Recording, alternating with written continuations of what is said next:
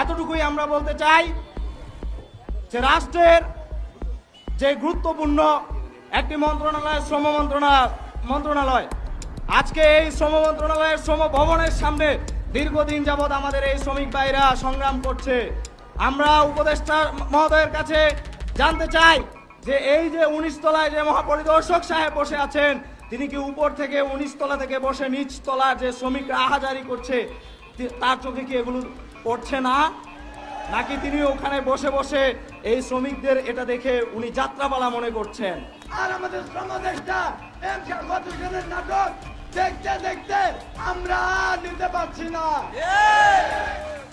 গতজনকে বলতে চাই, আপনাকে নাটক আর আরামাইশের জন্য ওই চেয়ারে আমরা বসাইনি।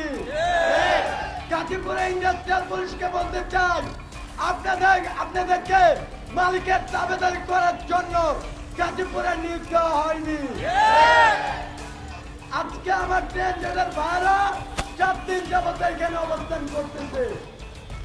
বিএইচআইএস গার্মেন্টসের শ্রমিকরা 6 দিন যাবত ফ্যাক্টরিতে অবস্থান করতেছে। আমি ইন্ডাস্ট্রিয়াল পুলিশকে বলে দিতে চাই,